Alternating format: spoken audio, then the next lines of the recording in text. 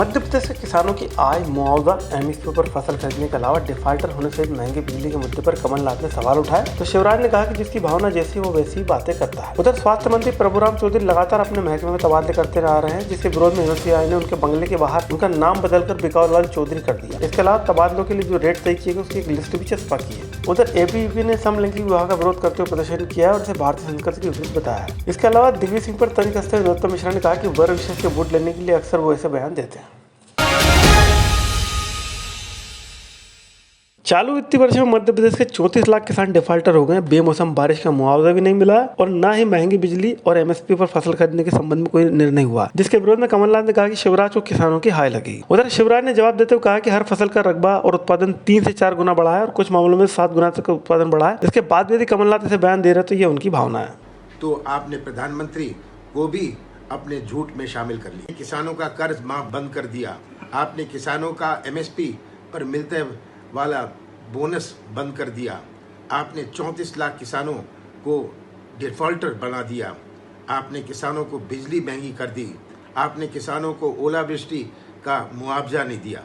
जाकी रही भावना जैसी प्रभु मूर्त देखी तिन तैसी, वो तो हाय हाय ही करेंगे। मैं अकेले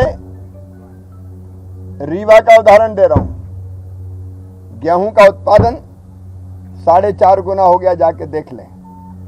धान का उत्पादन 5.5 गुना हो गया। सरसों का उत्पादन 35 गुना हो गया। मूंग का उत्पादन 7 गुना हो गया। अब कमलनाथ बेचारे किसान की बात क्या जाने भाई। उधर मध्य प्रदेश में कुछ दिन पूर्व की गई कार्रवाई को लेकर कई मामलों में अल्पसंख्यकों के समर्थन में दिग्विजय सिंह के जो बयान आए, उसके बाद नरोत्तम मिश्रा ने उन पर तंज कसते हुए कहा कि दिग्विजय सिंह वर्ग विशेष को रिझाने अक्सर ऐसे बयान देते आ रहे हैं और उन्हें देश के नहीं बल्कि पड़ोसी देश पाकिस्तान में आटा महंगे होने की ज्यादा चिंता है। अब दिग्विजय सिंह जी एक ही वर्ग के लोगों को पत्थरबाज स्वयं ही बता रहे हैं। दिग्विजय सिंह जी, सीसीटीवी फुटेज आ गए हैं। अब पुलिस है, कानून, संविधान, आप इन सब पर ही सवाल उठाए दे रहे हो। एक वर्ग विशेष पे नजरें इनायत करने के लिए आप ये सब बोलते रहते हैं, ये समझ में आता है। दरअसल दिग्विजय सिंह न किसी के भाई है न किसी की जान है। पड़ोसी मुल्क के आटा महंगा होने से परेशान है।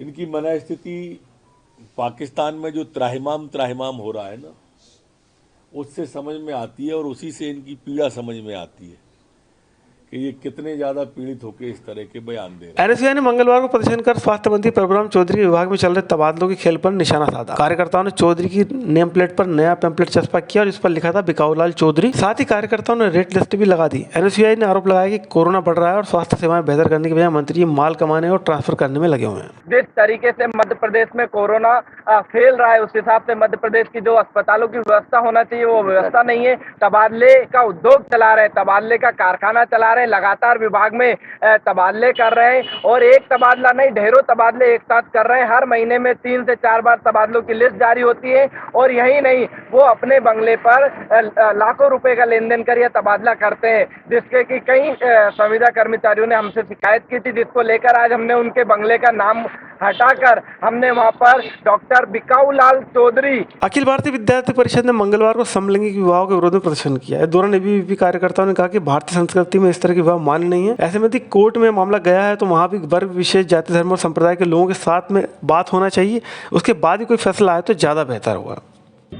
आज जो हमारे प्रदर्शन का विषय है वो है समलैंगिकता के ऊपर। सेम सेक्स मैरिज अभी हाल ही में एक पिटीशन सर्वोच्च न्यायालय में दायर की गई है कि इसे स्पेशल मैरिज एक्ट के तहत इसको न्यायिक करार दिया जाए, इसको लागू किया जाए कि जो समलैंगिक लोग हैं वो आपस में विवाह कर सकते हैं, इस प्रकार की चीज़ें कर सकते हैं। तो मुझे जहाँ तक लगता है कि अपनी भारतीय संस्कृति जो रही है तो शुरू से ही हम देखें तो बहुलैंगिक रही है, तो इसमें समलैंगिकता का तो सवाल ही नहीं उठता।